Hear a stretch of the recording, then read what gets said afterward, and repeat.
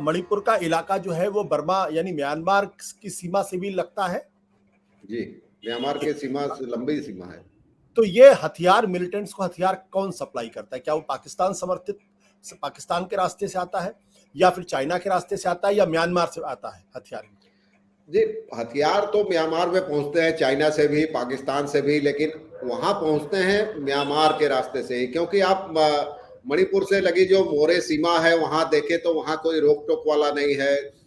छोटी छोटी नदियां हैं, घुटने भर पानी है। मैं म्यांमार भी, मोरे भी जाके आया था 2 दिन।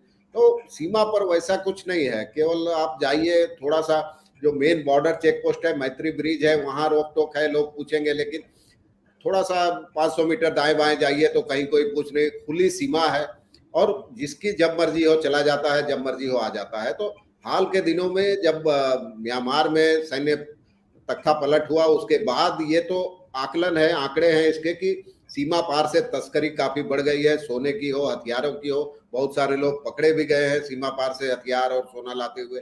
तो म्यांमार एक आसान रूट है और मणिपुर या मिजोरम, वहां की सीमाएं खुली हुई है, म्यांमार के साथ कटीले तारों की बाढ़ नहीं लगी है, तो आसानी से वहां हथियार उपलब्ध हैं और म्यांमार तक पहुंचते हैं, वहां से आसानी से हथियार आ रहे हैं। म्यांमार में जो कचिन विद्रोही हैं, उनके भी हथियार कुछ मिल रहे हैं इन लोगों को, जो सीमा के इस तरफ जो सक्रिय हैं उग्रवादी, उनके हथियार भी काफी तादाद में मिल रहे हैं।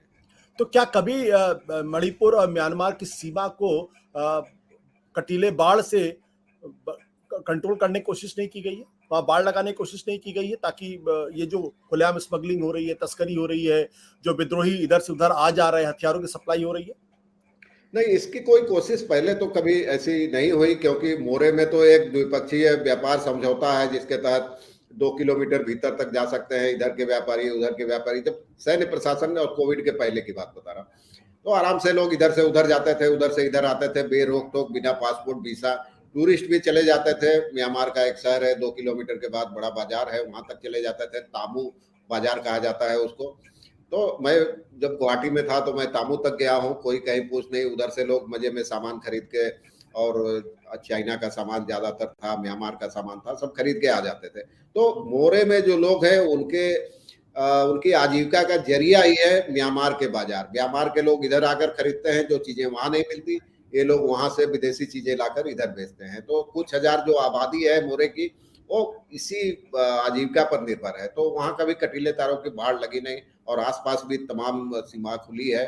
जैसा कि मैंने कहा, नाले जैसी नदी है, उसको पार कर आराम से लोग आ जाते हैं। आपने कहा कि मिलिटेंट ऑर्गेनाइजेशन यहाँ पहले सक्रिय थे, तो ये मिलिटेंट ऑर्गेनाइजेशन किस समुदाय, मैतेई समुदाय के हैं, नागा के हैं, या कुकी के हैं, या कुछ और ट्राइबल्स के? और इनकी मांग क्यों थी, और ये क्यों मिलिटेंट ऑर्गेनाइजेशन बने? इनकी क्या मांग है, क्या कारण थे? तीनों समुदाय के थे। सबसे ज्यादा थे नगा और कुकी वाला, जिनकी मांग थी ग्रेटर नागालैंड या नगालिम जो मांग थी। तो ये चाहते थे कि जो पर्वतीय इलाके हैं मणिपुर के, उसको नागालैंड में जो NSCN ने, जो इसाक मुइवा और चिसी ने मांग शुरू की थी, तो इनकी मांग थी कि मणिपुर के जो नगा बहुल, कुकी बहुल इलाके हैं उनको मिला दिया जाए ग्रेटर नागालैंड में। उस मुद्दे पर भी मणिपुर में काफी बवाल हुआ था। मणिपुरी जो मैतेई समुदाय है और ये नगा और कुकी समुदाय है कि हमारी अखंडता हम किसी भी कीमत पर टूटने नहीं देंगे। तो ये एक वो भी मुद्दा था, 80 के दशक से ये मांग चल रही है NSCN। तो उस मुद्दे पर भी अक्सर इन दोनों तबकों में टकराव होता रहा है। और मेन नगा और कुकी समुदाय के उग्रवादी संगठन थे।